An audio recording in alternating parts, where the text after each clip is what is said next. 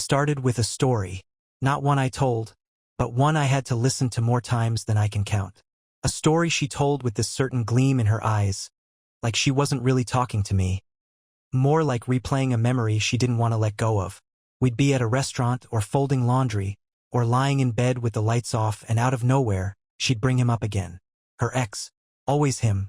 She wouldn't even say his name right away. Just, back when I was with, well, before you, and I'd already know where it was going. The first few times I let it slide. I'd even laugh it off. Who doesn't talk about their past? We all carry ghosts. But with her, it wasn't just the past. It was present, alive, in the room with us, sitting at the table while I ate my dinner. He had this thing he used to do when I was sad. He'd wrap my feet in a warm towel and make me this drink. Cinnamon, almond milk, a pinch of salt. You should try that sometime. I didn't even drink almond milk. But I found myself Googling the recipe like an idiot at 2 in the morning, trying to be more like the man she didn't stop comparing me to. She said he broke her heart. She said he disappeared. Just like that. After a trip to San Diego, he came home, kissed her goodnight, and never spoke to her again. I never got why she talked about him like a saint when he'd ghosted her like a coward, until I started to understand something deeper. She didn't hate him for leaving. She admired him for it. She saw it as the ultimate power move. And maybe, I can't believe I'm saying this, maybe she was waiting for me to do the same, or testing to see if I'd stay no matter how far she pushed. And she pushed. It wasn't about not kissing me anymore. It was about asking me if I'd remembered to trim my nose hair in front of her friends. It was about laughing too hard at the waiter's jokes when we were out. Or the way she once said, "You'd be cute if you had better posture." While we were watching a movie. You might think I'm sensitive. I used to think so, too. But this wasn't about fragile ego. This was about rot.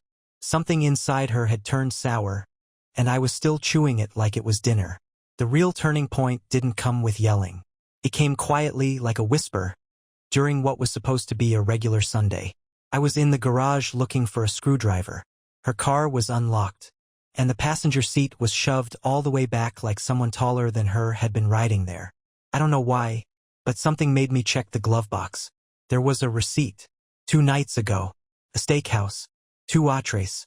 One of them medium rare. She's a vegetarian. I didn't say anything at first. I needed more. Not proof I already knew. I needed the moment. The scene. I needed her to look me in the face and try to lie through her teeth, just to see what kind of performance she was capable of giving. I needed the theater. So I waited. I waited until we were sitting on the couch, some dumb Netflix series on, her scrolling through her phone like I wasn't even there. I asked her casually what she did Thursday night. She blinked, said she and Mallory went to some paint and sip event. It was cute, she said. We made ocean waves. I'll show you mine later. I nodded. Then I said, "What did you eat?" She paused. Just a second. Not long enough for most people to notice. But I wasn't most people anymore. She smiled. I had this hummus platter thing. Super salty. You would have hated it. I said nothing. Just looked at her. And slowly pulled the receipt out of my hoodie pocket and placed it on the coffee table. She stared at it. Then looked at me. Not shocked. Not guilty. Just annoyed. Like I'd interrupted her show. "Are you going through my stuff now?" She asked, like that was the issue. And then, with a kind of twisted grace, she stood up, walked to the kitchen, poured herself a glass of water and said, without looking at me, "If you want to break up, just do it. You're not exactly irreplaceable." That sentence didn't just hurt. It detonated something in me, but I didn't break. I didn't yell. I didn't even flinch. Because at that exact moment, I remembered how she said Travis ended things. How she told me he vanished after giving her what she thought was the perfect weekend. No goodbye. No tears. Just gone. And in that stillness, with her back turned to me, sipping her water like nothing mattered, I knew exactly what I was going to do. She didn't notice I was staring at her. Not in the way someone watches a person they love, but like a scientist studying something that had crawled out of a dark corner under a microscope. The way her shoulder blades moved when she stirred her glass. The way she tapped her fingernails on the counter like she was waiting for applause. And I realized something I hadn't let myself admit for months. She wanted me to hate her. But not right away. She wanted to erode me, piece by piece. So that when I finally left, I'd do it broken, uncertain, small. So that she could tell the next guy how I couldn't handle a real woman, or how I emotionally checked out. She didn't want to be dumped. She wanted to be wronged. It would complete the narrative. Let her stay the tragic heroine. So I smiled. Not out of joy, not even revenge. Just because I suddenly felt light. Like I had finally found the key to the cage I didn't know I was in. I asked her one more question. Calmly, as if I were asking what time the movie starts. What's his name? That's when her posture shifted. Not from guilt. No, from strategy. I watched it settle over her like armor. Don't do this, she said, setting the glass down with unnecessary precision. Don't go paranoid on me. No, I'm not paranoid. I'm observant. The way you mentioned him last week when you said someone knew how to handle a real commitment? That wasn't about Travis anymore. That was about now. And whoever you're meeting behind my back isn't someone from 5 years ago. It's someone with a key to your new steakhouse personality. You're being ridiculous, she said. And then, finally, she made her move. He's just someone who listens to me. Something you used to do before you got boring. There it was. Not even a denial. Not even a lie worth savoring. Just a slap made of syllables. I nodded, stood up, and told her I was going for a drive. She didn't ask where. Didn't say, be careful. Just shrugged and went back to her phone. I didn't drive far. Just to the end of the street. Parked. Sat in silence. And then I pulled out my phone and typed 3 messages. One to her mother. One to my landlord. And one to her, just a sentence long, no punctuation. Travis had the right idea. Then I blocked her. All her numbers. Her socials.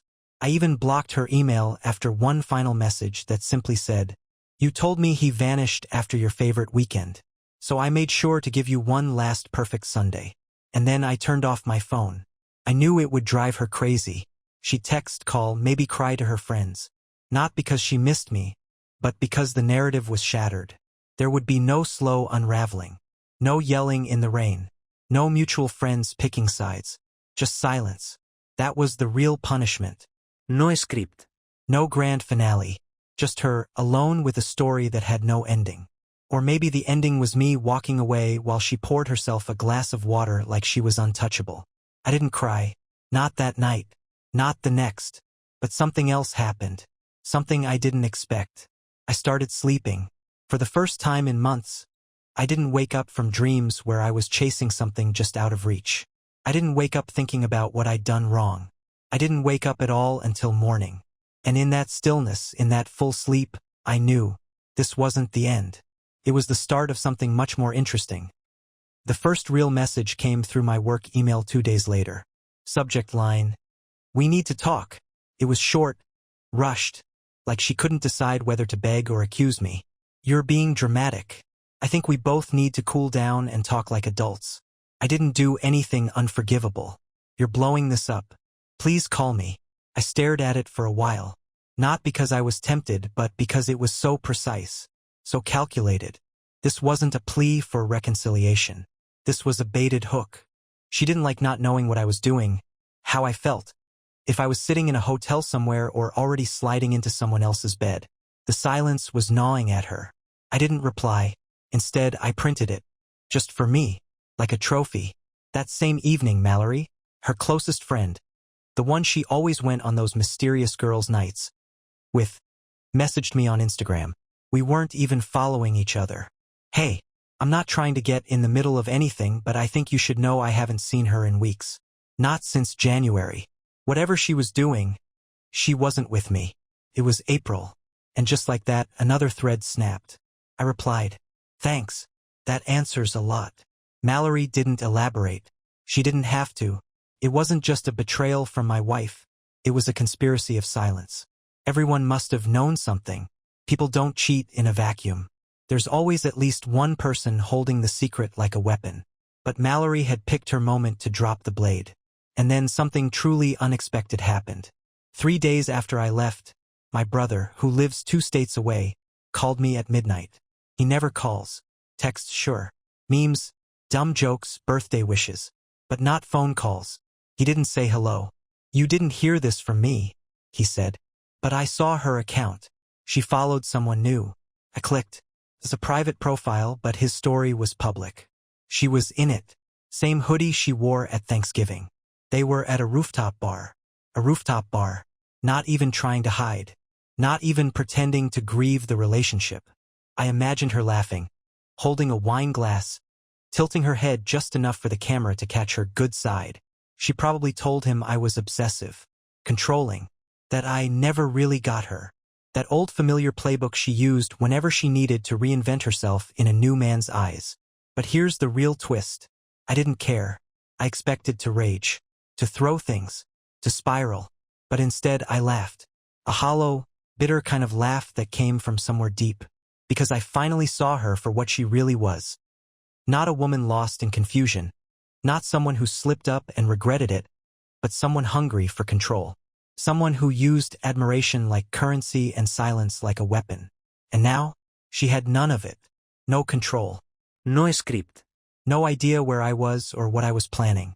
So I started my own story. I didn't disappear into sadness. I stepped into clarity. I rented a small apartment across town. Quiet building, nothing fancy. Paid 3 months up front. Got a new number. Kept it clean, no social posts, no location tags, no rebound pictures. Let her stew in not knowing. And the best part? People started calling her. My mother, my cousins, her friends. One by one, they reached out trying to figure out what happened. Why I'd gone silent. Why I left the house so fast.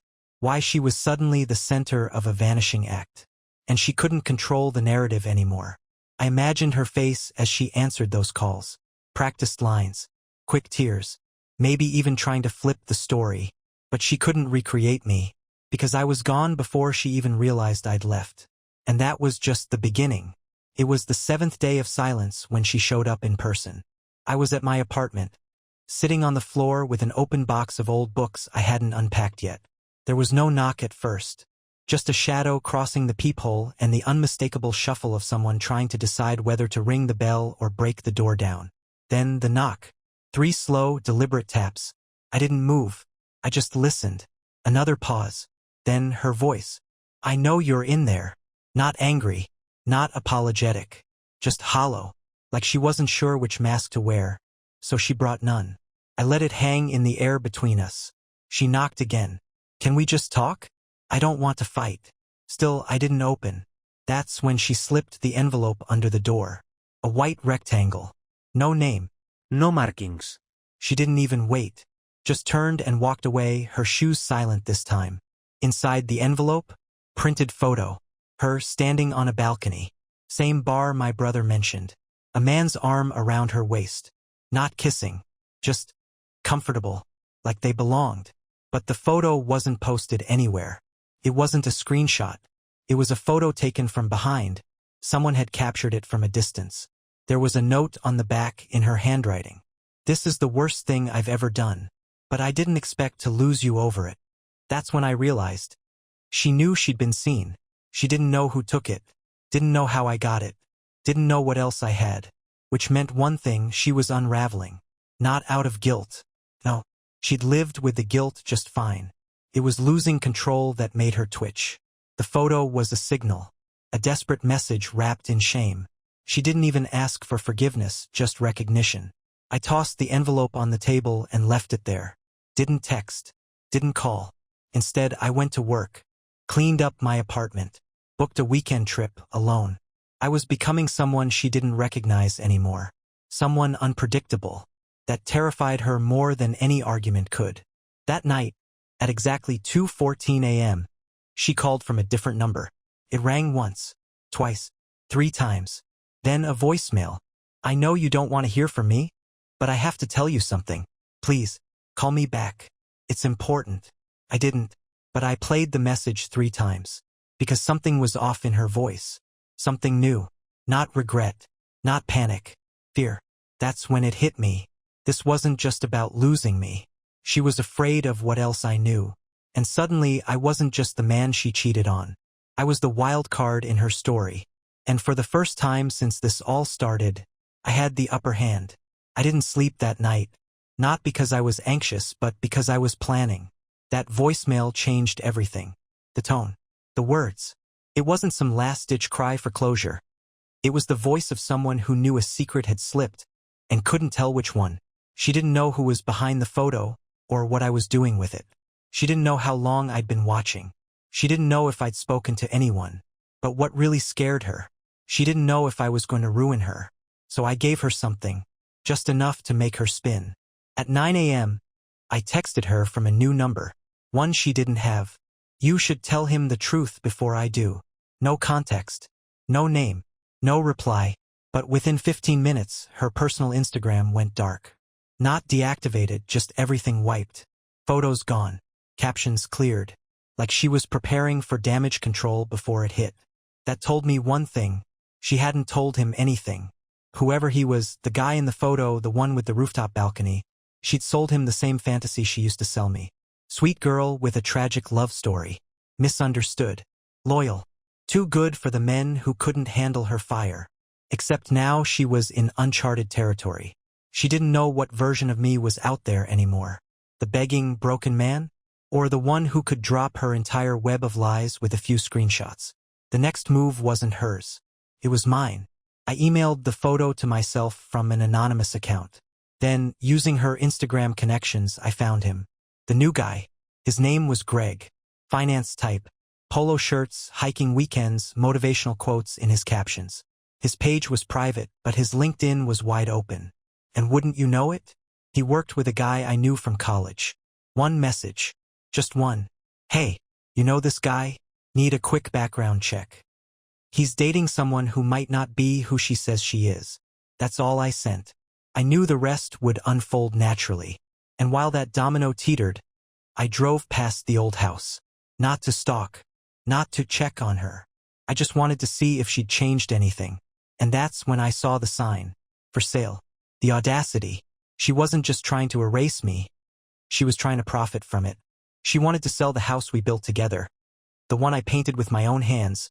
The one with the bookshelves I installed, because she said she wanted a library corner like in the movies. Now it was just a listing. A transaction. That flipped the last switch. I called my lawyer. Not to start a war, but to prepare for one. She hadn't filed anything yet. No divorce paperwork. No legal notice. Just silent attempts to rebuild her image while pretending I'd vanished like some ghost who gave up too easily. But I wasn't gone. I was watching. And now, I was ready to answer her voicemail. With a meeting. One she would not expect. I picked the spot carefully. Quiet, neutral place. Not our old house. Not a cafe. Not anything that could be misread as sentimental. A business center in a hotel lobby. Sterile and cold. Glass walls. Nowhere to hide emotion. Just clean lines and daylight. I texted her the address and time. No greeting. No explanation.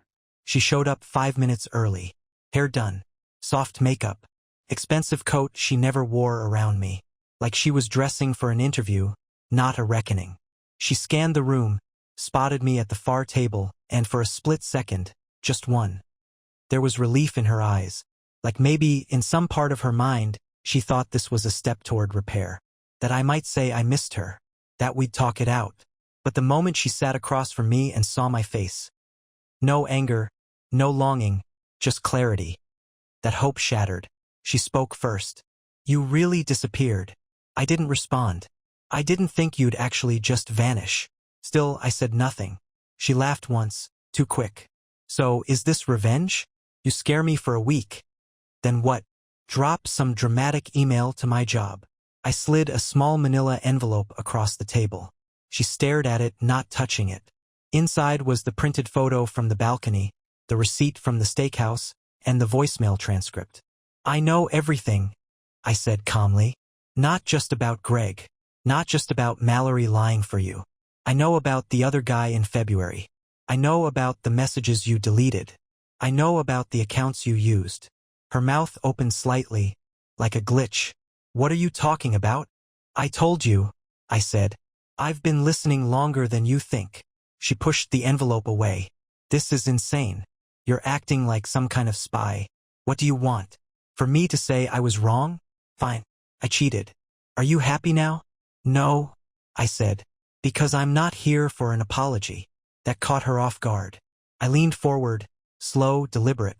I'm here to watch you admit it to someone else. and I dialed a number. I turned the screen toward her. She saw the name, Greg. She lunged for the phone, but I pulled it back. He didn't answer, went straight to voicemail. Perfect. I looked her dead in the eyes and left a message. Hey Greg, just wanted to let you know your girl's been busy. Check your inbox. I'm forwarding some things you might want to see. Take care. She was pale. Not crying. Not yelling. Just frozen. Like a deer realizing the headlights aren't slowing down. You're insane, she muttered. No, I said. I just stopped pretending. She stood up, knocking the chair slightly. People looked. She didn't care. You think you've won? You think this makes you powerful? No, irraplia. I think it makes you honest. For the first time. She didn't say another word. Just walked out of that cold little room like she was on a runway she hadn't rehearsed for. And I just sat there. Still. Because I didn't need a dramatic exit. I already had what I came for. Not revenge. Control. And I wasn't letting it go. It didn't take long. Less than 24 hours. The next morning I got an email. Not from her. From Greg. Subject. Thank you. 3 words in the body. I had no idea. Attached was a screenshot, her message to him. Rambling. Defensive. Spliced with desperation and sugar. She told him I was obsessed. That I'd fabricated things. That I was unstable. But it read like a drowning woman trying to convince the Coast Guard not to believe the man holding the life raft. He didn't respond to her. He responded to me. I didn't write back. I didn't need to. By noon, her Instagram reappeared, new photos. None of him. Just solo shots. Forced smiles. And a new caption under one post. Sometimes people only love the idea of you. Not the real you. Classic deflection. But she was unraveling publicly now. At 2:17 p.m., my mother called. She didn't even ask how I was. She just called me, crying, saying you're trying to ruin her life, that you're turning people against her. I waited. Is it true? My mother asked quietly. I told her the truth. Everything. Calmly. Fact by fact. No emotion. No embellishment. Just the full blueprint of betrayal. When I was done, there was a long silence. Then my mother said the most satisfying thing she's ever said to me. I'm proud of how you handled it. That night, her sister called me. Her sister. We'd always had an odd, quiet understanding. She never trusted her, not fully. She told me once, drunk at Christmas, that her sibling was born with a missing wire, that she knew how to mimic empathy, but never really feel it. Her voice was different on the phone. Not surprised. Not even disappointed. Just tired. She's blaming you, she said. For everything. Greg's gone. Her job's threatened. She's spiraling. She did this to herself, I said. I know, her sister replied. But she'll never believe that. Then, after a pause, she used to talk about Travis like he was a ghost who haunted her. Now I think she's going to talk about you the same way. That stuck with me. Because she was right. I hadn't just walked out. I turned into a shadow. One she couldn't touch, couldn't predict, couldn't dismiss. And unlike Travis, I didn't leave her wondering why. I left her knowing exactly why. And now, everyone else knew too. The phone calls stopped after that. She went dark. No messages. No voicemails. Just silence. But it wasn't peace. It was a pause. The kind before the next storm. Because a woman like her doesn't disappear. She regroups. And when she came back with claws. It started subtly. A shared friend reached out. One of those neutral types who floats in every social circle but never commits to a side. He messaged me. Hey, just a heads up. She's saying you hacked her accounts. That you staged some of the evidence. She's spinning this real hard. I almost laughed. It was so on brand. When the truth didn't serve her, she just rewrote it. But this time, it wasn't just a private pity party. She was weaponizing it. Within hours, I got a call from an unknown number. I let it ring. Then I got another. This one I picked up. It was HR from her company. Apparently, she told them I was harassing her, that I was following her, that I'd leaked private materials to damage her professionally. It wasn't a lawsuit yet, just a conversation. But the warning was clear. She was trying to flip the narrative from cheater caught to victim pursued. This was the moment most people would panic. Lawyer up. fight back. I did neither, because I was ready for this. I kept everything. Screenshots, call logs, video timestamps, messages from her friends, from Greg, even the envelope she left under my door, complete with her handwriting and the balcony photo inside. I wasn't fighting with emotion. I had receipts. So I made one phone call, just one, to a mutual friend, a quiet, sharp woman named Lacey who had always been on the fringe of our friend group. She'd seen the cracks early, had warned me once, subtly, not to put my life in this woman's hands. Lacey didn't hesitate. She's lying, she said, and I'm done protecting her. That same evening, Lacey posted a thread, not calling her out by name, but every detail pointed to her. About manipulation, about lying, about a woman who fabricated abuse to dodge accountability. She didn't mention me. She didn't have to. The comments filled in the gaps. The tide turned fast. People who had once stayed silent started speaking up. Old friends. Ex-coworkers. Even one of her old roommates. Stories, patterns, names. She hadn't just hurt me. She'd left behind a wake of scorched people who were just waiting for someone to go first. And now that I had, they weren't afraid anymore. That weekend I received an email. No subject, just one sentence. I hope you're proud of what you've done. I didn't reply, because the truth was, I was not proud of the pain, not proud of the collapse, but proud that I finally held her accountable and didn't flinch when she did exactly what she'd always done. Play the victim, rewrite the script, act like chaos was someone else's fault. But this time she'd lost the audience. No more allies, no more defenders, just silence. The kind she used to use against others, now echoing back at her. And I wasn't done yet, because if she thought that was the end, she hadn't learned a damn thing. The thing about people like her is they never really think they'll be held accountable. They imagine themselves as survivors in every story, even the ones they caused. But there's a point where even the best performance runs out of stage. And I was about to close the curtain for good. I waited, let her sit in the digital silence. Let her soak in the cold absence of sympathy, of friends, of backup. Then, 3 weeks after her last message, I reached out just once. A direct, simple email. No insults. No threats. Just documentation. An attached PDF carefully laid out. Chronological. Screenshots of her messages to Greg. Photos from the balcony. Statements from 2 people she lied to. A sworn declaration from Lacey, naming her as a manipulator who'd falsely accused more than once. Her own note. This is the worst thing I've ever done. I ended it with one line. If you ever speak my name again, this file goes public. I knew she'd read it immediately. I tracked the open. And I never heard from her again. Not a word. Because she knew it was real. Not drama. Not bluff. Just the weight of the truth, finally set down like an iron verdict. But the story didn't end there. 2 weeks later, Greg emailed me again. He thanked me. Not for the warning, but for sparing him from wasting more time. Said he'd blocked her. Said he found out she told him I was unstable and obsessed with ruining her happiness. She told him I was the one who cheated. He laughed about it now. Called it textbook projection. Said she tried the same routine on him after he caught her messaging another guy. Apparently, she just moved on to the next like nothing happened. But it didn't work this time, because there was no next. Word spread. The veneer cracked. She became that girl, the one with the bad history and the worst stories. Not a tragic ex, just a cautionary tale. And me? I moved. New city. Clean break. Same job, different branch. No fanfare. Just a quiet restart. But I kept the file. Not for revenge. Not out of spite. As proof. That I didn't imagine it. That I didn't overreact.